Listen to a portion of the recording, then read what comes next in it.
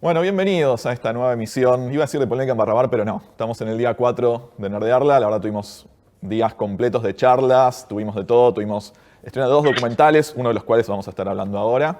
Pero nada, estamos muy contentos porque la verdad es una oportunidad única la que tenemos hoy en día. Hace mucho tiempo tenemos ganas de hacer esta premiere de General Magic.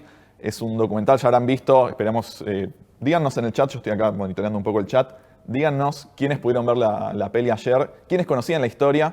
La verdad creo que es una historia que al menos acá en Argentina no era conocida. Lo estuve validando con varias personas de la industria, incluso con el Museo de la Informática.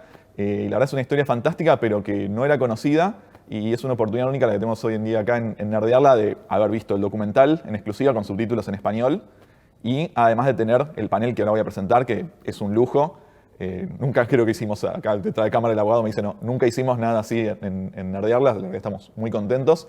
Estamos usando el hashtag Nerdearla en todas las redes sociales, especialmente en Twitter y en Instagram. En Instagram nos encuentran con @cisarmi. En Twitter estamos con Nerdearla y con cisarmi. Y la verdad es que no quiero retrasarlo mucho más porque tenemos poco tiempo y es súper rico lo que vamos a tener ahora. Así que lo que yo voy a hacer es presentarla a Rebeca, que va a ser quien va a estar moderando un poco este panel. Rebeca va a estar hablando un poco en español y un poco en inglés. El panel, como es en vivo, no lo tenemos subtitulado, pero después cuando hagamos la subida a YouTube van a estar los subtítulos, así que si no entienden algo ahora en inglés, no se preocupen, en unas semanas lo van a tener subtitulado.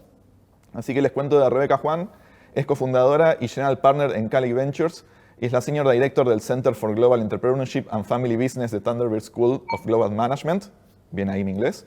Es emprendedora tecnológica, ha vivido en Silicon Valley por 2 décadas, es muy amiga de Marc Porat, así que tiene como un insider information importante. Enseña en Stanford también y la WEF la nombró Young Global Leader. Rebeca vivió varios años en Argentina, así que también conoce un poco de nuestra realidad y creo que es la persona ideal como para presentar el panel, para moderarlo, para llevarle las preguntas. Yo voy a estar acá, voy a estar leyendo el chat, así que pónganos acá en el chat de Swapcard, si todavía no se lo vieron, lo véanse. En el chat de Swapcard todas las preguntas que tengan para los protagonistas, yo acá lo voy a estar leyendo. Y bueno, con eso le doy el paso a Rebeca. Rebeca, ¿cómo estás? Muy bien, Ariel, muchísimas gracias por organizar esto. Es realmente un honor estar aquí con todos ustedes, y especialmente con este panel, que es una constelación de Tal estrellas. cual. Son celebridades en el mundo de tech. Todos nosotros hemos sido impactados por los individuos en este panel. Han creado tecnologías e innovación que nos han inspirado y han cambiado la forma en que vivimos nosotros hoy en día. Así que 100%. espero que todos ustedes hayan visto la película. Si no la han visto, se las recomiendo muchísimo porque les va a dar una perspectiva no solamente sobre el mundo de Silicon Valley y la historia de la tecnología, pero también sobre cuáles son los procesos personales de introspección, de encontrarse a sí mismo, cómo lidiar con el fracaso. Realmente es una de las películas seminales, diría, para cualquier nerd. Si se consideran Exactamente. ustedes autodeclarados nerds, la tienen que ver. Sí. Bueno, me encantaría darles un poquito de introducción y presentación sobre quiénes están en este panel, pero como decía Ariel, esto va a ser interactivo, ustedes van a poder preguntar a través del chat, así que él nos va a facilitar algunas de sus preguntas. Yo voy a hacer pocas preguntas para dar espacio a las inquietudes de todos ustedes. Así que no sean tímidos hoy. Bueno, hoy, welcome to the panel. This is such an honor to be with you all. I think everybody who watched the movie last night is a little bit starstruck. They got emotional, I'm sure, and they got inspired by the movie, and now they get to ask questions and hear some of the insider stories on the backstage of this documentary, as well as what really happened a few decades ago, and how you still are best friends and are sharing the story and the lessons learned from this experience.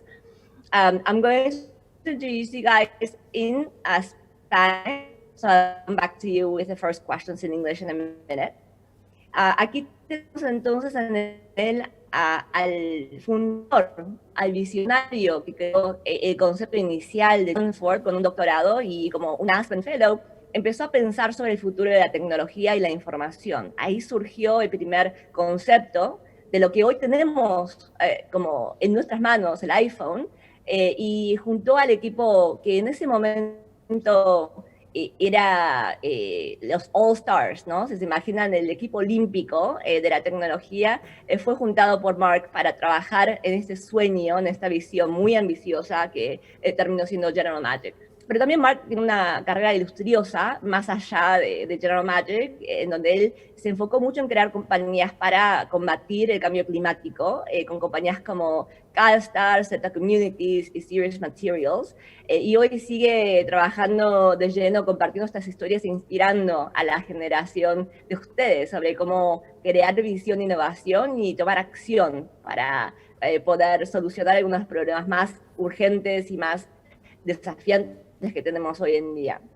También en el panel tenemos a Tony Fadell, ahí lo llaman al padre del iPod y al padre del iPhone. Estuvo en el diseño original de las primeras 18 versiones del iPod y también en las primeras 3 versiones del iPhone, pero también más recientemente ha estado trabajando con otras tecnologías en lo que es IoT, una compañía que se llama Nest, que es una compañía que fue vendida a Google por más de $3.000 millones, y más recientemente creó un instituto llamado Future Shape, que da consejos y guía a aquellos que están trabajando en compañías con un componente tecnológico muy importante.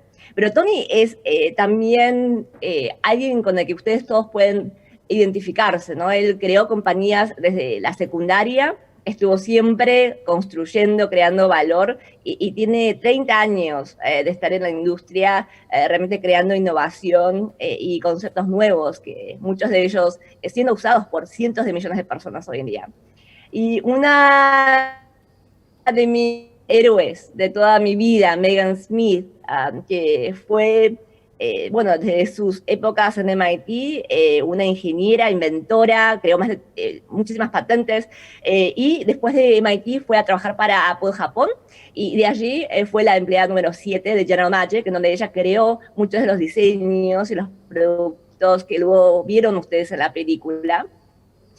Y después de esa experiencia, ella trabajó en Google, creando muchos de los proyectos allí, en Google Earth, Google X, pero uno de los puestos que más se conocen de ella es cuando trabajó como CTO de América para el presidente Obama, que muchos de nosotros lo extrañamos mucho, y creó toda una visión sobre el uso de la tecnología en el sector público. Hoy está trabajando con Shift 7, que es una organización que ayuda a muchos de los individuos como ustedes, innovadores en el mundo, para abocar esa pasión, esos intereses, a crear desarrollo económico, a solucionar problemas importantes que acaecen a todas las regiones del mundo, y realmente creando un momentum, una inercia para crear cambio positivo de valor en el planeta, de lo que vamos a charlar en un momento, ¿no? También ha hecho muchísimo trabajo de apoyar a las minorías en tecnología, especialmente a mujeres y a aquellas comunidades que no tienen representación en Silicon Valley y en el mundo de la tecnología en STEM, así que tenemos mucho para agradecer. Y finalmente tenemos a Susan, a Sarah y Matt, Sarah Kerruish y Matt Maude, que son los directores y productores de la película, del documental. En el caso de Sarah, estuvo desde el principio, cuando ustedes ven las imágenes de los 90, del documental, y bueno, esas imágenes fueron creadas por Sarah originalmente, y en combinación con esta película, que más allá de la historia de la tecnología, realmente es una historia sobre la calidad humana, sobre las emociones que todos los que tenemos sueños tenemos en el proceso de tener esa visión, de tratar de implementarlo, de trabajar duro, y cómo podemos procesar los resultados que nos trae el mundo, y la visión a largo plazo de cuál es el legajo que creamos como sociedad. Bueno, así que con esta intro me gustaría pasar ahora a las primeras preguntas que tengo para este panel. Voy a pasar a inglés entonces. Okay, that took a little longer than I thought, but you had too many accomplishments. I was trying to fit it all. My favorite is listening to Megan's. It's like, and también. I'm like, yeah, keep going. Keep us, all of you guys. I know, I just couldn't fit all. Thank you so very much for making time for our region, for all of these Spanish-speaking nerds that we have in Latin America. We couldn't be more grateful for the movie and for what you have done in your careers to inspire us all, but also for making time today. So I wanted to start with Matt and Sarah because I have actually used the documentary, the film, in a number of classes that I teach on technology entrepreneurship at Thunderbird at Stanford. And what really surprised me about the movie is how emotional the reaction is. And there's students who say, I have no entrepreneurial bone in my body, okay? I'm not interested in technology. I don't even know who Steve Jobs is. At that level of, like I'm detached from this world. And yet they watch the movie and they cry. And they cheer for the company. They get happy when things, when Tony gets his job in the company. And so why do you think this story is so relatable and so universal? And why is it striking that emotional chord on all these people who are watching it? That's a really great question. I'll take the first stab at that. I think everyone has dreams. And whether or not we choose to pursue them, they live with us. And sometimes they haunt us. And I think hopefully the idea behind the film was to inspire everyone who has a dream to continue and pursue that dream, to have that courage. Maybe it's something that they've tried and failed before, and this would encourage them to keep going. Or maybe it's a dream they've nurtured and never actually been bold enough to say, I really want to do this. So for me, very much, we hope that it will inspire everybody who has that dream to take those first steps, because that's what it takes. Thank you. And Matt, Sarah has been involved in the initial filming of some of the footage that you used. What was the timing about creating this movie, a couple of years ago, that it was the right time to tell the story just a few decades later?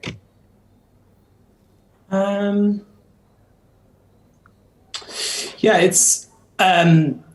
I met Sarah back in 2015, and at that time, we knew that there was some archival footage that existed, but we realized we needed to get a lot more footage than that. But I always joke with Sarah that in a lot of ways that she's been working on the film for the last 25 years because she was part of the team that back in 1992, 1993 was actually recording the documentary footage that we see in the film, the archival footage. Sarah was part of that team that shot it.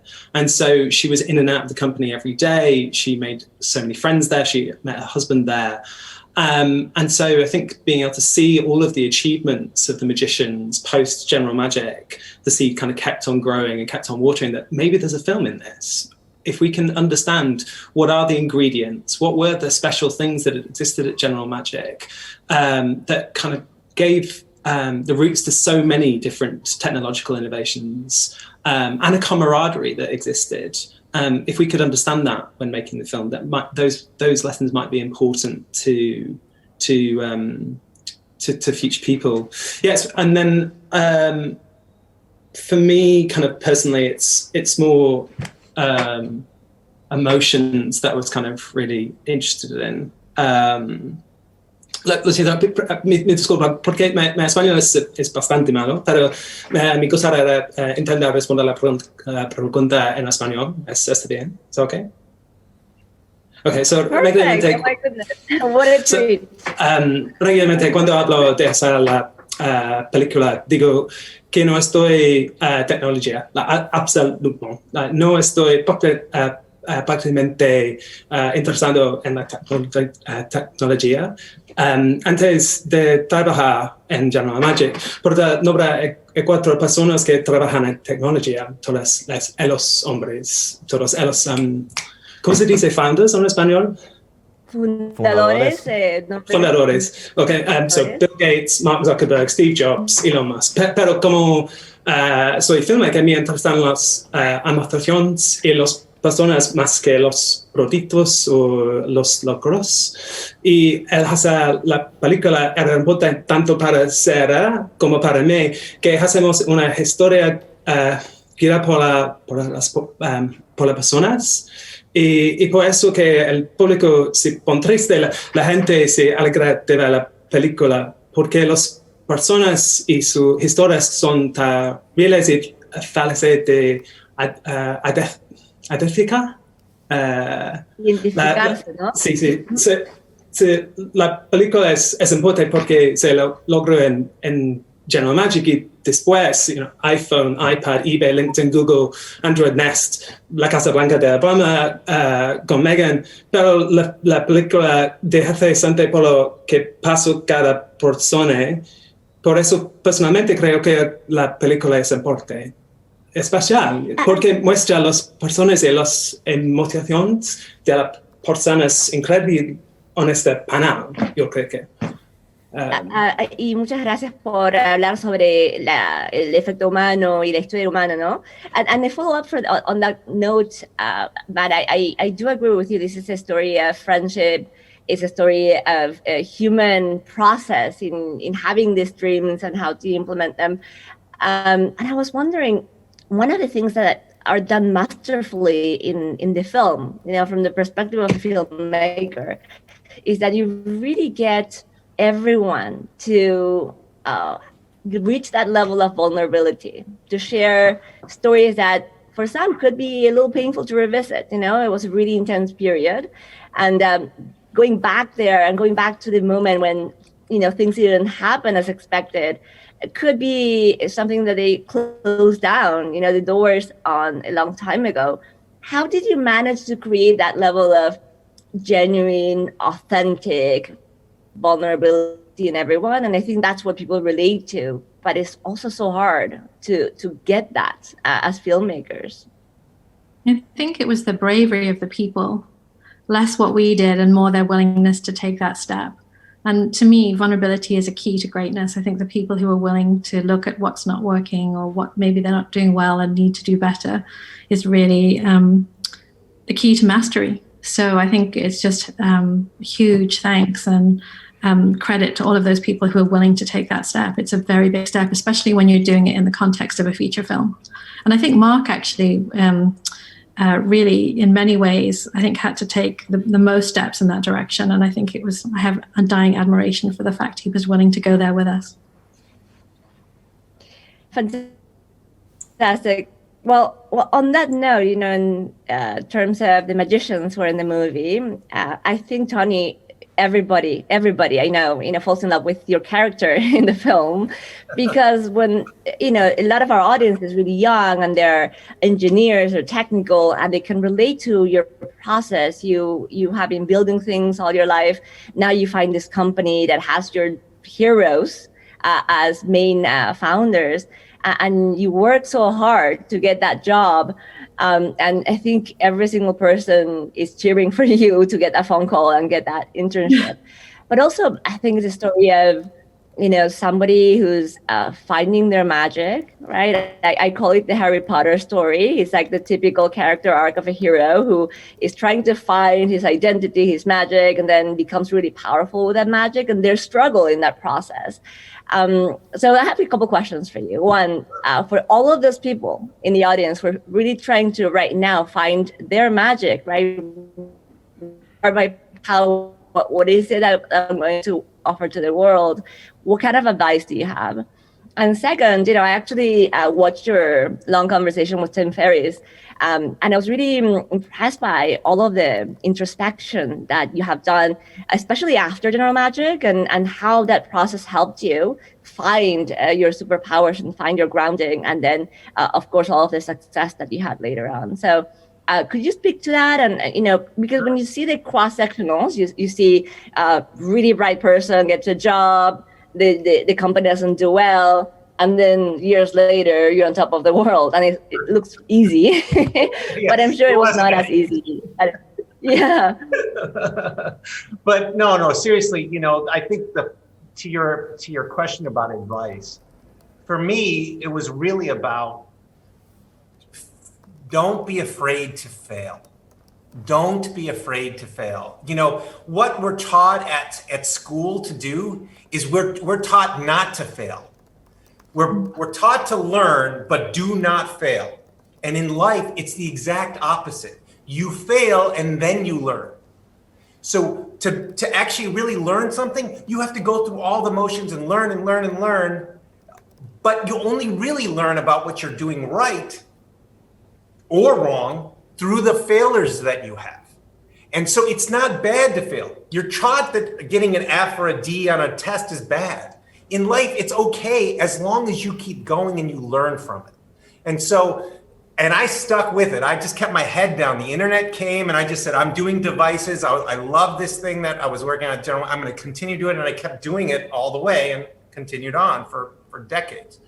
But it was taking that passion that I knew that something was really special there. But even though I failed and I had 10 years of failure, picking yourself back up, going back at it, picking yourself, because you're going into a space that other people might like to go, but you've already learned years of making your strategies better and the way you work with the thing better because of all of that failure. And that makes you more equipped to take on bigger and bigger projects over time because you know the basics and you failed at them, but now you're not going to make those mistakes again. And so that's, I think, the most thing is don't be fearful of failure, just continue on. And as far as I was concerned about just post-General Magic, you brought up the Tim Ferriss episode where I talked with him about what I did just at the near my end of General Magic, which was, it was really emotional and it was very, very difficult for me to understand what had just happened at the company.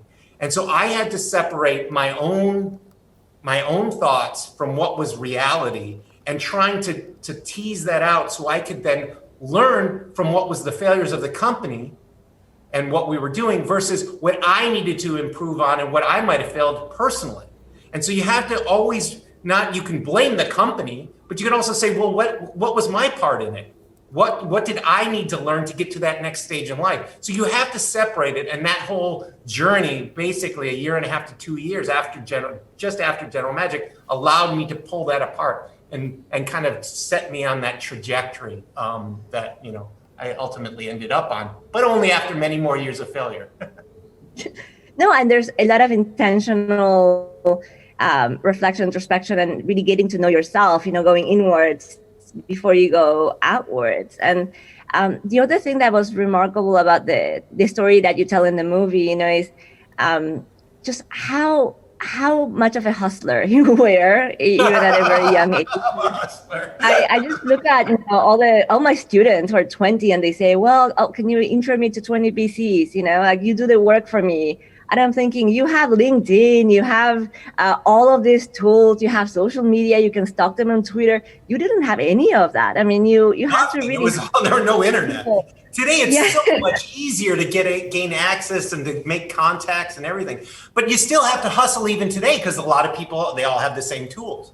But you always have to hustle. You always have to try. Even after you attain success, if you think everyone's going to do stuff for you, that's when, executives get detached from the real world and they can't make good decisions anymore because they don't understand what their customers are doing. They're living in this bubble. Your big thing, you have to get down on grassroots level. Like I'm talking to entrepreneurs who are 20 and 25 every day. I'm learning about what their life's like so I can be with them. I'm not having a team of people who talk to them and interpret what it is and then they say, no, I want to be involved all the time because you got to really understand what's going on. That means you got to hustle. I'm hustling with the entrepreneurs. And if you don't do that, then you're not learning.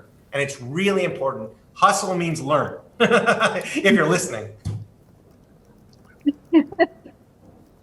And we see that hustling even within the company, and I'm going to go to Megan with that question as well, because I was just thinking, we have now all of these tools that entrepreneurship in the last especially decade has created for customer development. We have, step processes, recipes, and how to get to know what the consumer wants and then incorporate that to the design process. Back then, I just look at the movie, I look at how you had this amazingly, insanely overwhelming engineering challenge. And not only you had to think about how to create components from scratch, but also, it was not really readily accessible to get feedback from the users like we have right now. We have so many tools today. And so my question to you is, how do you hustle out of that? How do you design for a dream? And I think this is particularly relevant today because what we face today as a planet is that the problems that we have to solve are so overwhelming. Nobody knows where to start, especially concerning, the pandemic and the aftermath of that, but also climate change. And, many of us get paralyzed by the size and the scope of the problem. And so can you speak to how you did that. How did you break it down to be able to, you know, create components? Rebeca, I think a lot of what we're talking about has to do with sort of what Marc and the teams were doing, which is this. You're talking a little bit in some ways. I think Matt and Sarah talk about The Sorcerer's Apprentice as this movie. And part of the way that you're solving things is you know, you have this vision, it's build a team. You know, that's what Marc did. That's what the team did. They built a team, find the different colleagues. It's almost like at Shift 7, we have a thing called Scout and Scale.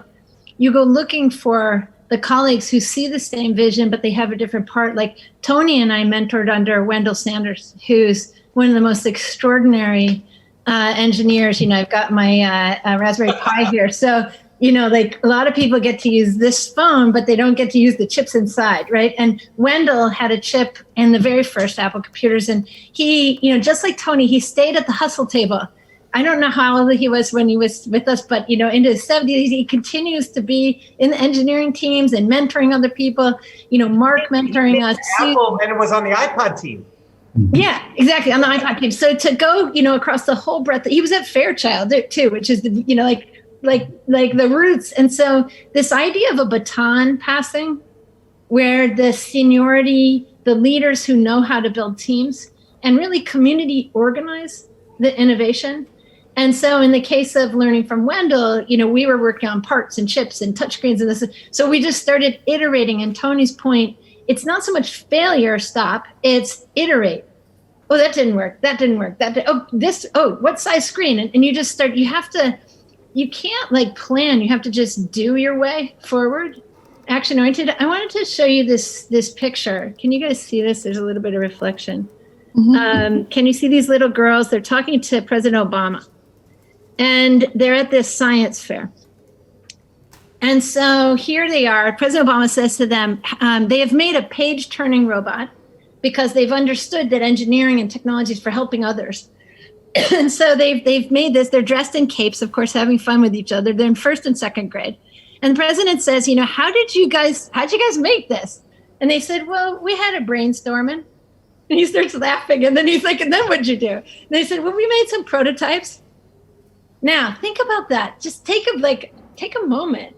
What if all the children on the planet got to do brainstorming and prototyping in kindergarten, not just in addition to every subject of the universe, right? Every subject. So arts and writing, read and write, but also invent, design with each other in fun with wonderful mentors like we had with Marc and Joanna and Susan and Lucia and all the mentors that we had. So I guess part of it is teamwork. And then the other part that I would say that we need to add, which you're getting, and Rebeca, I know you have an amazing history personally of working on technology for the most marginalized people. You know, we have the Sustainable Development Goals from the United Nations. This is an amazing agenda that was set in a participatory way. You know, we have such hard problems. We have to rapidly increase the surface area of who's working and how we're supporting each other and the connections. We need to, like I always say, a pencil and a chainsaw can be used for good or bad. So the technologies we have, you know, this can be used for good or bad. Right now, you know, do we want a whole bunch of bots attacking our election and people doing misinformation and propaganda? Do we want bullying on the internet? Or do we want to have technologies that actually address bullying, address fake news, address these things, address kindness, you know, in how we do things? Do we want to work on our planet? And do we want to have the young people in this picture included in that? You know, one of the other photos I'd quick show you that's really cool is this is Grace. She's in 10th grade. She's teaching the police chief in New Orleans how to code for the Police Data and Justice Initiative. So she's a high schooler. And so how do we make active STEM for everybody so that the tools of the whole universe are there, but the general magic learning there, I think, especially because you guys started out talking about how some people are like, well, tech's not quite for me. But I think there's this accessibility because so many of us have this device to get to go behind the scenes in the early days of it. All of a sudden it wakes up our, oh, I didn't think about that. And then all of a sudden you can come forward. Then the work we have to do is broaden what we're allowed to use it for and who's allowed to do it. Like Ada Lovelace invented coding at the same time as Darwin looked at our past. She looked at our future. So why don't we know that women are the founders of algorithms, and the men and women work together on code? And that's one of the other things that Marc and the founders did so well, is brought a more diverse team, and listened to each other. So we got to see them and how they debated. So we learned from them and acted accordingly. And I mean, that's such an amazing story of bringing, bright minds that are diverse together to solve really complex problems. Can you tell us more about Shift 7 in Spanish, and how maybe some of the audience could get involved in helping with that cause? Sure. So Shift on your keyboard, I don't know if the Spanish keyboard has Shift 7, and the English keyboard means it's the ampersand and it means yes and. Like, how do you include everyone? How could you think about having 7 billion colleagues? Like let's have all the colleagues, like these young people, Greta, let's all these colleagues, right?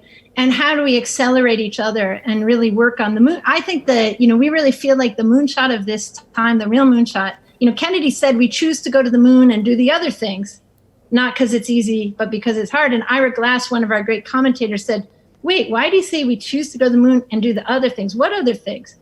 Oh, the Cuban Missile Crisis. Like, there's a long list of civil rights, economy. We have many things to do. But the real moonshot of the 21st century is everyone to the table, empowered, and real attention to kindness to all and inclusion. It helped start the Malala Fund for Malala Yousafzai. Every child in this world should get to go to school, and not just, a minimal school, but school that does science fair, right? And so Shift 7 is really about that. And we really focus on two different things. One is finding networks of doers like this conference, all of you listening. You are all doing extraordinary things on so many different topics. How do we get you as much visibility and as much network and as much teamwork, like venture catalyze, as Elon Musk and Jeff Bezos and the Silicon Valley crew? I love them, but there's more than just them. So it's right? So we do the United Nations Solution Summit. We work with Native American innovators on reservations. We work with island innovators who really know climate solutions, just all around. And the other one we work a lot on, of course, we work on policy. Stuff as our background in government. One of my co-founders is from the UN, and our White House work, but also media bias. When we look at media, it's very biased. And so, even this graphic, here's men's lines to women's lines in 2000 films. So every data set we have is super lopsided by race and gender and place. And one of my favorite things this year is my 10th grader had the option, instead of learning what all Americans learn in 10th grade, a European history, they said, no, actually, would you like to learn European history, Latin American history, or African history, or world history? And he chose Latin American history. So, let's balance this thing. Everybody's awesome, and they have been the whole damn time. Thank you so much for that, Megan. I'll ask one question to Marc, but I should mention that we have a whole session with Q&A with Marc tomorrow, which local Argentine time would be 6:15 p.m., so 2:15 p.m. in San Francisco. So I won't spoil the fun tomorrow, but I do have a teaser for all of you. And one of my favorite phrases that I heard from you, Marc, is when you said, the past may have regrets. The future is uncertain, but the present is a present. And I think that's so relevant today, because I have to admit, especially in Latin America, many of us are wondering, what is the present today? What is the gift of this crisis and the challenges that we're facing today? So what type of optimism or words of hope can you share with a crowd here? Thank you, Rebecca. It's one of the limitations of Zoom is I can't reach through it and give Megan a hug and a kiss. And I can't give Tony a hug and a kiss. It just doesn't. So Tony, hurry up and work on these devices so I can do that, please. Are we not getting hugs? Yeah. What about us? We being left out of hugs. That's cool. That's fine. No, that's cool. We'll do a strong handshake. That's fine. That's cool. No, that's cool. That's fine. This is hug in sign language. My mom taught me. Hug. I'm going back to me. And to the audience also, because the audience, to your point, Rebecca, is sitting with their own stories and their own anxieties and their own regrets if they have them and so on. It's very human, and that begins to answer, I think, the question, why did the film create the kind of emotional response? By the way, the real answer to that is Sarah herself is one of the most soulful people I know, and Sarah approached this film and talked me into doing it when, my first, 3 responses was no, hell no, and hell no. Actually, some other words, no way am I going to go back into that story. She told me her own personal story, which everyone listening to this, everyone participating in this panel, listening to it, has. We're all bound together to each other by normal, simple elements. These are simple human elements they're summarized by all the emotions that we all feel. No one is exempt. It doesn't matter how exalted or modest one is. We all share the same kind of portfolio of emotions. And if you can link, just even in this conversation, something that Sarah said was something that Tony said.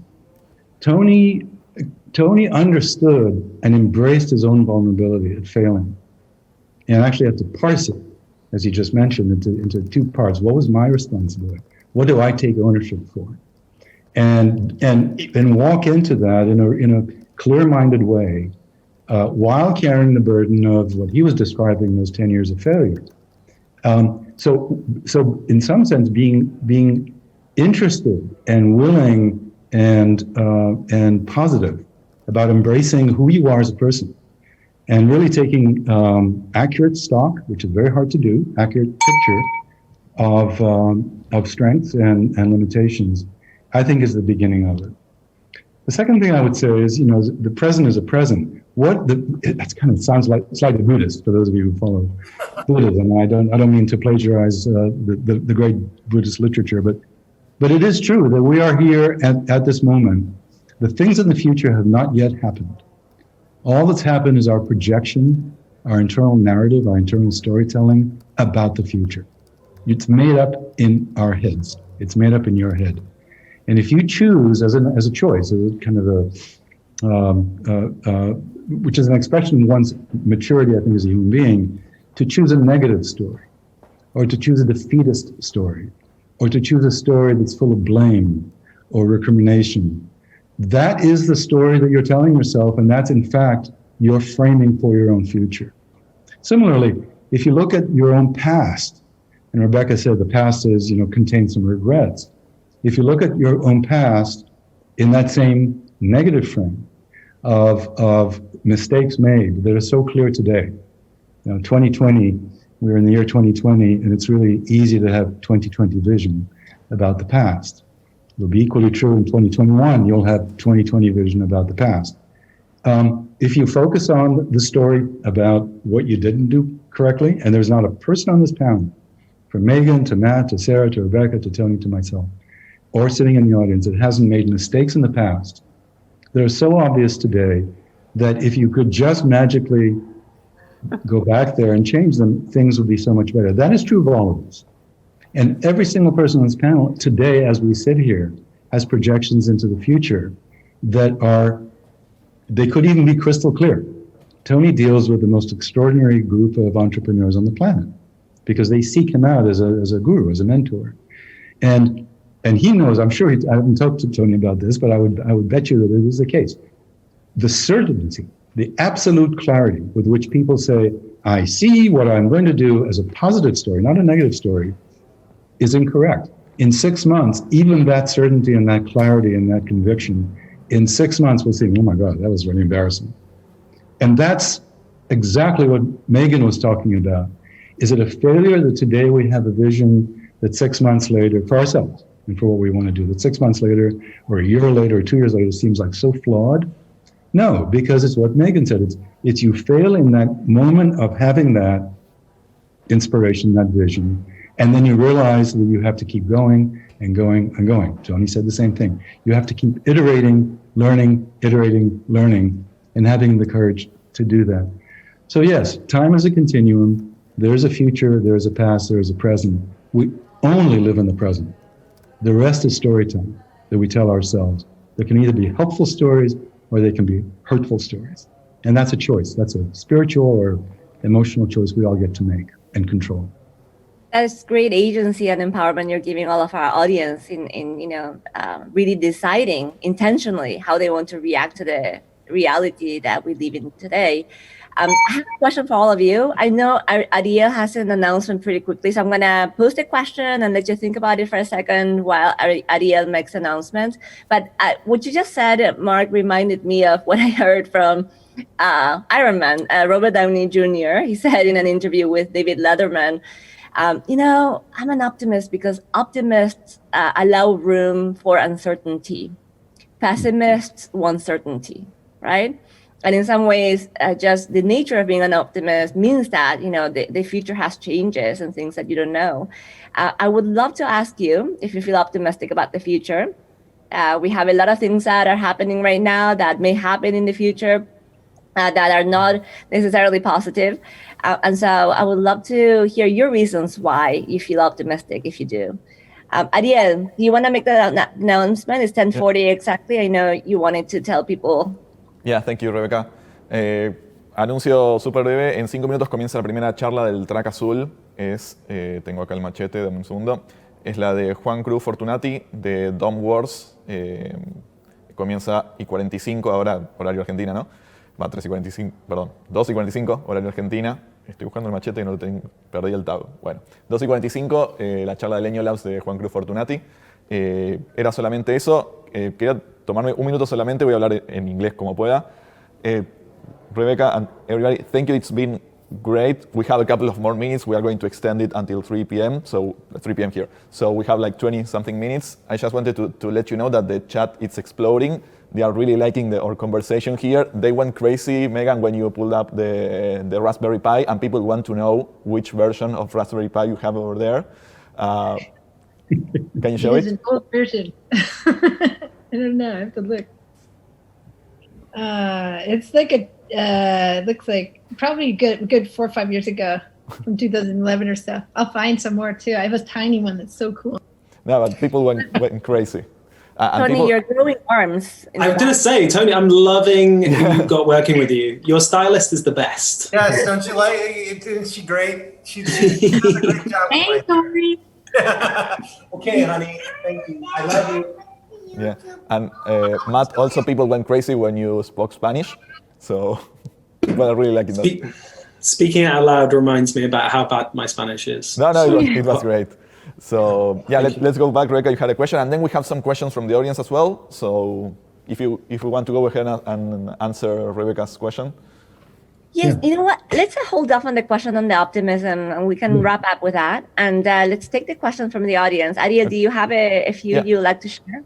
Yeah. So the first question that people are voting for questions. So the first one is from Eduardo. He says that during on the documentary there's a mention, or there's like a part that's filmed that says that we don't need managers. I think everybody in the audience related to that way of thinking.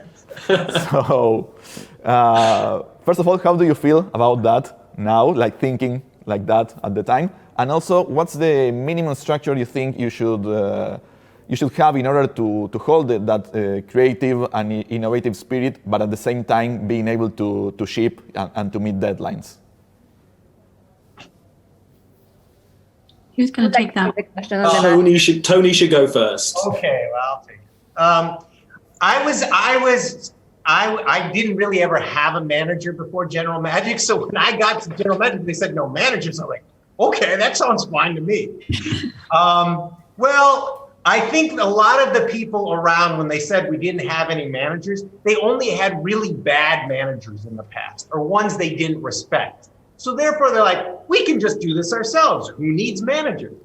Well, let me be clear. We needed a few managers at General Magic, and ones we respected, but because there was this built-in thing in our brain that we don't need them, no one wanted them, even though we absolutely we should have had them, absolutely.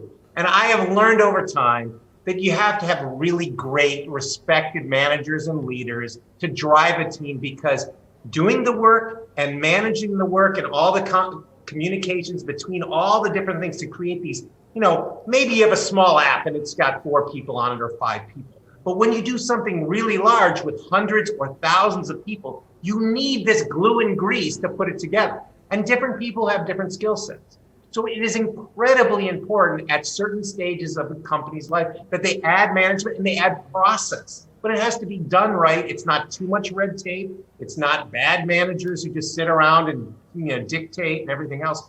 You need that kind of structure, moving ahead with a really good process and schedule to be able to actually ship something, whether it is incredibly ambitious or it's still small, but still something that's changing things.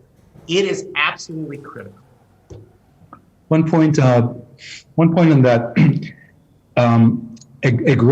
in a technical environment, it seems to me that a great manager leader has to be bilingual, not in Spanish English, but in technology and markets, or trilingual, technology, markets, and finance, or multilingual, technology, finance, and HR. In other words, it's not enough to understand how to manage. You have to actually quite learn it and be able to communicate to people who speak different languages. And that was a problem at General Magic. From the Apple culture, in the Apple culture, there were engineers, like you in the audience, who were real people, and then there were suits. There were these people who were not real people. They kind of were fictitious real people. That is a failure of being bilingual or trilingual. And the irony, of course, is Steve Jobs was incredibly bilingual. I mean, he knew just enough about technology to torture the engineers and give them a hard time. and throw them around.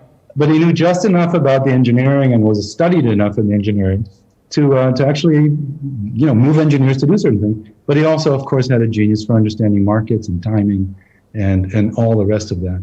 And knowing both of those things at the same time, you can't know one and not the other.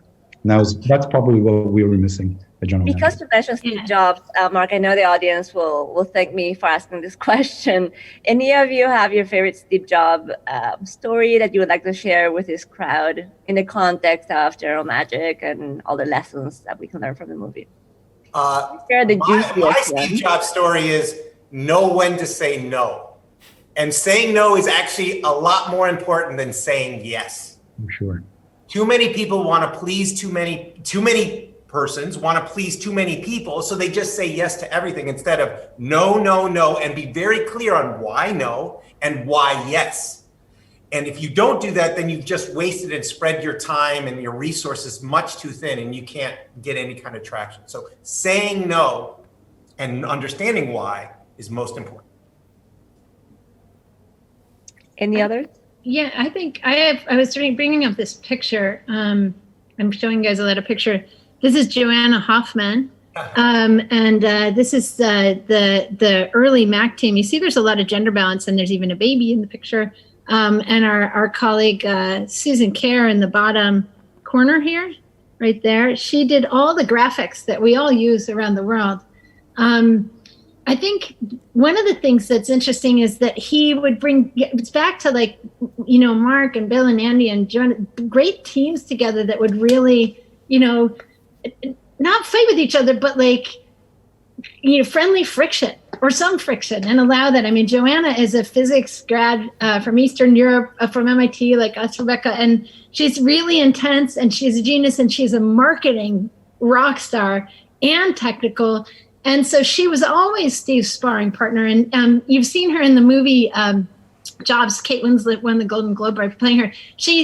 There's a scene that opens, by the way, let's talk about sexism in movies. There's a scene that opens, and in the movie, here's Steve's character, Andy Hertzfeld's character, who we love, and Joanna's character, all looking at the screen. The demo's not working. Many people have seen this movie.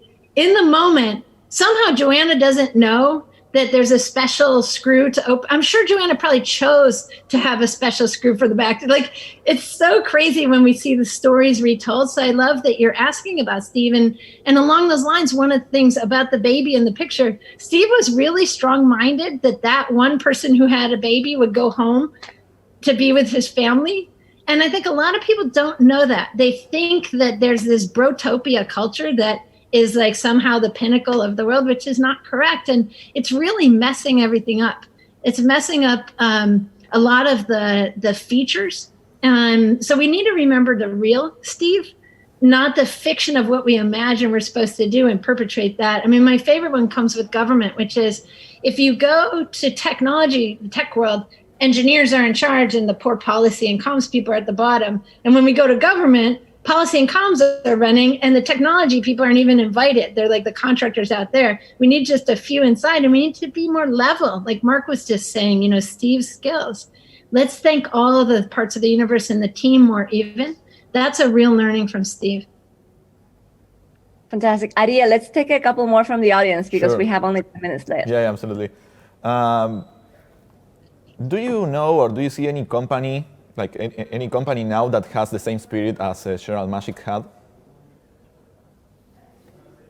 So many, many. Name your favorite. Yeah, any ones that you care to mention? So Sarah and I were really fortunate that we joined Megan in the last week of Obama's White House, and we got to interview a lot of the tech teams that Megan led.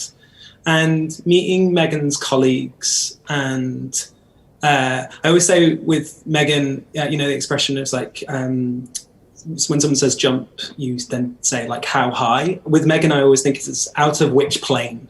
It's like she is the most incredible force of optimism, and being around other people that shared that optimism and being around people that were able to enact significant change and change of meaning was just an unbelievable experience, and would say that was like some of the best days of my life of being around teams. So yeah, for me, I think it was definitely being a part of being able to capture those sequences at the White House was awesome. You know, a comment that is going to sound negative in the beginning, but isn't. So bear with me for a few seconds. Every team, every group of people has functionality built into it for whatever reason. It just does. That's a good starting assumption that people of good intention, good skills, good background, there's something in the dynamic of when you get together in a high pressure situation, full of entropy, full of conflicting demands, dysfunctionality will set in. And I think what makes and I think that some of the people in the audience are probably living in that right now. And this is probably one of the, there are people I work with, the companies I work with that have these issues. That's the moment, I think, that is the breakout moment, is to realize that team has the capacity, you have the capacity to move that team out of dysfunctionality into a higher level of operating, of being with each other. And to be able to figure out that secret sauce, which has nothing to do with technology, it has nothing to do with raising the next fund, or it's the actual dynamic of how people respect each other, talk to each other, learn to listen. One of the gestures Tony did right in the beginning of this thing, you got to listen. You got to listen. You got to listen with respect to what the other person's trying to do, because they don't want to live in dysfunctionality any more than you do. They want success for the team as much as you do, but there are things standing in the way. Maturity. And when I say maturity, I mean an understanding that the ego is the most important source of energy you have. It's to be protected and nurtured and celebrated. We have an ego. We have a drive. And that very same ego, when it is misapplied, is destructive. We all understand that. So it's a complex thing that starts with you. It's your internal wisdom and maturity and how you relate to the very next, well, to yourself, but how you relate to the very next person who sits next to you 10 feet away. And how, or 3 meters if you wish, and how they relate to each other, and how the team gets together occasionally to hash out or debate problems and deal with issues. That dynamic is more important than what company you're in, what product you're building, what service you're building, what VC you have or don't have. It's the internal dynamic of those people interacting with each other, is my view. So Marc, I'd love to just take your point just to a further extent, because it's right on, absolutely right on. And what I always say to the teams is, when you're doing something all new, we're all doing something new. No one in the world has ever done it before, so therefore it's new. None of us, we're gonna all make mistakes. But when we get to do version 1.0 of it, usually it comes with a whole new team. And doing version 1.0 is incredibly hard, because there's tons of unknowns. But even more so, to your point, is can I trust the team with me to get us through this stuff? So sometimes it's not just the problem you're trying to solve, it's building the trust amongst all the team members to believe that they're going to be there when the going gets tough, so we can push this over the goal line. And so building a team and a product at the same time is incredibly hard because of that intrinsic trust, because I'm putting in 20 hours a day. Is that other person doing it? And are they doing it right? And I think that is a key thing for all the people in the audience to understand is you got to make sure you guys can all trust yourself and learn and know that we're all going to get there. And then version 2.0 is going to be that much easier because we already built the trust and the bar gets raised higher and higher and higher. And you set your goals high. It's a wonderful thing to see a team gel like that, like you were explaining. One of the things I saw that Alan Kay is speaking. Yeah. I think, who's the best. He was a professor at MIT Media Lab when I was a student, and I got to work in his lab. He's fabulous. And one of the coaching things he said, especially when he was leading Xerox, his work at Xerox PARC was, like Mark, you were talking about figuring out what your strengths and figuring out where limitations or things you don't like or you're not good at, and not necessarily beating yourself up or trying to learn those, but find teammates. So as you build a team, find someone who loves that stuff. And that you have, to Tony's trust point, enough overlap, enough Venn diagram overlap that you guys can see each other. They're, if they're very organized and you're more wild, have enough so that they're not annoyed with you and you're not annoyed with them, but enough that you actually recognize that in each other and you're like doing each other's sort of joyful work together. That can really make a big difference. The other thing I was going to say, we started talking about management. I have several friends who are astronauts, and they, what a amazing opportunity to go out into outer space, and what a teamwork you need, and so they're always talking about like being on the mission, remembering what is the mission, and everything is in service to the mission, and trying to align yourselves together that way, and what capacities are missing, and recruit help is one of the lines there. You don't have to do it yourself. So I think you do need good management, especially product managers who are like producers of a film or a TV show. They're producing the team on the mission. And so those are wonderful managers, and they're like so special. I love product managers. They're like genius, and marketing production managers. Can I just say that was the best sentence I've heard all day? I have several friends that are astronauts. You're amazing. Amazing. And she does. Have we got time to answer that optimism question? Because I'd love to hear everybody's thoughts on that. I was thinking maybe we can take one quick question from the audience, the last one. Let's we'll wrap up the optimism. Exactly. Yeah, so we have another question, and this came up earlier, but I would like you to answer this. And this is for Megan and probably for Sarah as well. Did you ever feel or experience any complications being a woman in tech? And what was your perspective at the time, and what is your perspective now? Every minute, all day long. And I think it's much harder for women of color. I mean, I'm in DC, and I'm near the NASA headquarters, which were just renamed for Mary Jackson. And Mary was, if you've seen the film Hidden Figures, it tells the true story of the African-American women who calculated the trajectory to the moon. And Mary was the first African-American first African-American engineer. And she had to fight so hard to get to go to engineering school because it was just for white people and mostly men. And so we can't ignore that we come with a history, as Mark said, like the past, it has regrets. It has horrific things that have happened. And so we have deep imbalance. And so we have to just be really smart in our teams to make sure that we're noticing, and especially to the listening point. Somebody said to me, you have 2 ears, 2 eyes, and 1 mouth. So like be looking and listening more than you're talking, and maybe paying attention, especially to the women of color. How can you help them more? Because they are, the most diminished on the planet right now, and the most needed right now. And so the more we can level this or even lift them into the positions that they can be, this is very, very important. And I would say that a lot of people imagine that we don't know how to do this. What should we do about It's a climate problem. It's not a pipeline problem. We have no pipeline problem.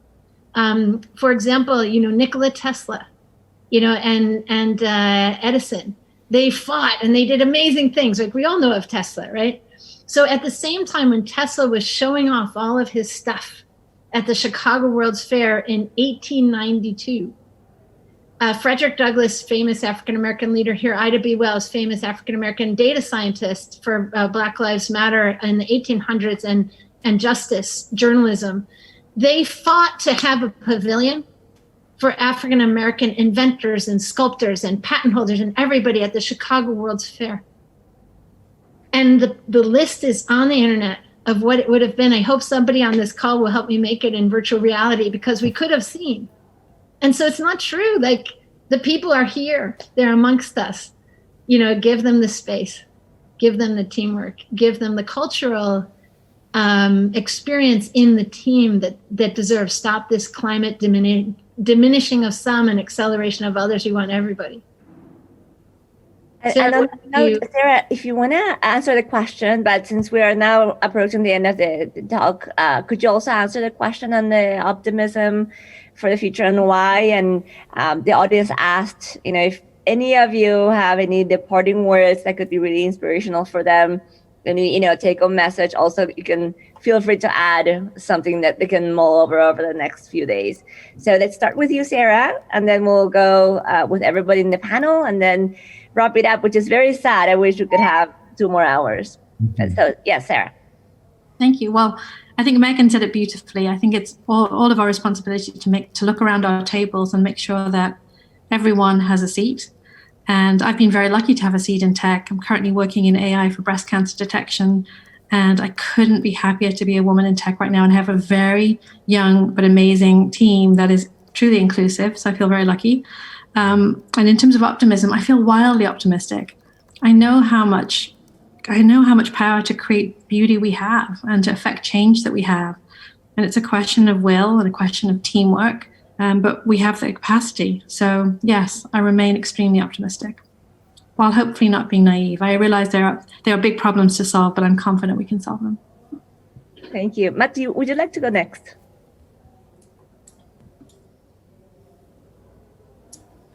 You are muted, Matt. You're muted. I too also feel very optimistic, and it's for 2 reasons. One is that I don't think within the news we hear many good news stories, but they exist. If you go searching for them, you will find them. And I think for every worry that I have, I know that hundreds of thousands of millions other people have them too, and there are people working on those solutions to those problems. And for me, as I talked about before, not being a part of Silicon Valley, the opportunity to spend some time there and to be able to see so many people working on those things and working on projects of meaning was incredibly inspiring. So that feels good for me. And then, I think the second thing is that working on General Magic, based on the crew, as well as meeting these people on the panel, as they do inspire me with so much optimism. Apathy is the worst thing that can afflict a human, I think, when we believe that we don't have hope in order to be able to change the circumstances of which we are in or what we face as a species on the planet. And when you're spending time around people like this, it's infectious. It makes me miss these guys a lot. Just this one call, because just like hearing Megan's responses or Mark's answers or just Tony's energy, which is literally exploding out of a screen, it just reminds me of what we're all capable of. When we made General Magic, Sarah and I were aware just of how many problems we were facing, but with making the film, we wanted to show that there are people that when they come into contact with failure, they have a choice. They can either sort of create that dialogue that we've all spoken about, in which they kind of blame something else rather than taking responsibility for their own actions, or that they can look at themselves and think, how could I do it differently, in the way in which Tony spoke of? And that's all of us. We all face those questions. And if we can look at the things that have affected our lives, the challenges that we wanted to face, but we failed in the past, why can't you come back to that now with timing? Because most of the time it is timing that was the reason. So why not come back to that thing you were working on, that script or that company or that idea or that project, that patent, and come back to it and get back on the horse, because we're all needed.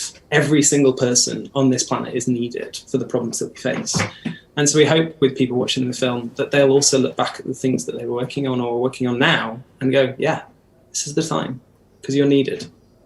And I have to thank you for making the movie such an uplifting story, and it fills people with optimism. And you too, Sarah and Matt, you have done such a great, wonderful job in creating that feeling. It's more about, the message, the story people may forget, but that emotional memory of, I felt good after watching the movie. That's a great gift that you have given to all of us. Thank you so much. Thank you. That's a very lovely thing to say. And Tony, do you feel optimistic? You can also talk a little bit about Future Shape, that I know is part of why you feel optimistic. With Future Shape, we call ourselves Mentors with Money, and we have over 200 investments on 4 different continents around the world. I'm privileged. I'm lucky, very, very lucky to be able to work with all these brilliant entrepreneurs doing things in agriculture, in aquaculture, in biotech, in chips and software, and all kinds of different things. And so when I get to work with these people every day, the amount of optimism I get from them and hope I get from them, because I'm seeing the future through their eyes 5, 7, 10 years down the road. And it's just incredibly rewarding to see what they're bringing into this world. And you're like, oh my God, as Sarah said, we will solve these problems. We have to get together and do it the right way and be wide-eyed about it. I call myself a cautious optimist, because I was totally full on optimism at General Magic. But now I've learned, okay, let's make sure we're gonna do great things with all of this energy. And so caution while we have all this optimism, and that's what materializes great things in the world. So over 200 companies, and they're all incredibly energetic, and that's what brings me hope every day. Can't wait to see what they build. And Megan, you make a lot of us, especially women who follow your career, and they feel like they find a role model in you. You make us optimistic, and what can be done, and some of the doors that you have opened over the years. Do you feel optimistic today? Yeah, I'm optimistic. I'm going to do a tiny bit of show and tell and add Arduino with the Raspberry Pi. And quickly, there's a little General Magic device to get a feeling for it. And I happen to have the other one, the Motorola one, which is it flips backwards, and you can put up the antenna. Back in the day of that. So just for some fun and magic with devices, a little bit of fun there. I am optimistic, and like Tony and Mark, others, that caution is there because we have so much challenge ahead. But I feel like if you really have more people, more surface area of people working on it, you can solve so many more things. And so that's sort of I think a lot about that, and the pandemic. That is creating so much suffering is also creating so much reaction. People who have good information are all doing the right thing pretty much. And people are collaborating and helping each other and making systems and finding food. And, many people are suffering and we're helping each other. And we have to really take these moments of challenge to learn from them and learn how to change the as Mark said, the past mistakes, come forward in a new way. And have that pandemic. And we've just seen so much greatness come of it. So I am hopeful. And Megan, you really truly have a magician's hat there. You keep pulling out next rabbit or something. I have just things. I'm a mechanical engineer, so I'm all about stuff. Things, real things. My fiber optic cable. We need everyone connected. Amazing. You're definitely going to get good reactions from the audience for that. So, Mark, let's conclude with you. I should remind everyone, tomorrow you'll be able to hear Mark's keynote and the Q&A in the evening of Argentina time zone. So, Mark, a few words to conclude, but don't give it away all today. Leave some for tomorrow. Well, So Sarah and Matt are storytellers, and they will tell you that many stories, maybe most stories, are dystopian. It creates drama. It creates the clash and the jeopardy and the pain of whatever one of the 34 plot lines is in Hollywood. A lot of it is dystopian, and that's kind of that's not an optimistic place, but that's where people's heads are often parked. Is what can go wrong, what can crash, what can collapse, where's this thing going when it's going to collapse, and it takes and that's entropy. And the optimism is this really powerful personal force that says, I will fight against that entropy. I will organize myself and people around me to maintain a positive frame despite evidence to the contrary on a daily basis. That there are bad people who do bad things, and there's stupidity and unbelievable neglect and injustice. Despite all the evidence, which is real and tangible, I'm going to hang on to something that's intangible, which is my drive to push aside entropy and break through. And the one optimistic thing I would say is this, is if you look at evolution, human evolution, as a technology, we're on an exponential rise in understanding how to produce more evolution. Some of it is tech, and of course that's exploding, but some of it is just the ecosystems of evolution. Whether it's whatever field it's in, the hyphenates, biotechnology, whatever it is that you're in, AI applied, machine learning applied to hyphen, fill in the blank behind machine learning, and you have an entire explosion of optimistic outcomes that accelerate human evolution. And that's all we can hope to do, is be on that path, understand that path, and on a personal level, participate in it. Find that neg entropy, that anti-entropy pathway where humanity is evolving in a direction that turns you on and says, I want to be part of that, and ride it. And that's the optimism that we all get to choose by looking at the future in that way. Well, thank you so much for that present, for this really amazing moment where we were really able to have such an inspiring conversation with you all. Thank you so much for your time and the stories that you tell and the people that you help. I'm going to switch to Spanish really quick and pass it on to Ariel. Muchísimas gracias a todos los que miraron esta conversación. La verdad que me dejó a mí con ganas de cambiar el mundo y espero que haya tenido el mismo efecto en ustedes. Ariel, muchas gracias por organizar y te paso el micrófono para oficialmente concluir la charla. Thank you and have a good weekend. Gracias. Thank you, everybody. It's been great. It was such an honor to have all of you here. We cannot believe that. I came across this movie just by accident on a plane, at the beginning of the year, and now I'm talking to you, and you're here at Nerdearla, which is a great gift for all of us, for all of Latin America. So thank you so much for having been here. Thank you, guys. A great honor. Thank you. Thank you. Y para ustedes, switcho a español de nuevo, muchas gracias por haber estado al otro lado, por todas las preguntas. No pudimos responder todas porque obviamente no nos daba el tiempo, pero la verdad es que estuvieron buenísimas. Esperamos que hayan podido ver la película General Magic, si no, ya vamos a ver, estamos trabajando en ver cómo podemos hacer que sea distribuida en América Latina. Así que bueno, yo me tengo que ir corriendo ya porque ya empezaron los otros containers. Acá ya se viene el primer Q&A que está Mariano esperándome, haciéndome señas a toda cámara que no puede parar. Así que bueno, quédense. Hoy tenemos la charla de cierre con Brian Kernighan. Después tenemos la charla entre Brian Kernighan y John Maddock Hall. Así que un día repleto, está el track rojo, el track verde, el track azul ya empezaron. Así que sintonicen lo que quieran porque tienen de todo. Nos vemos.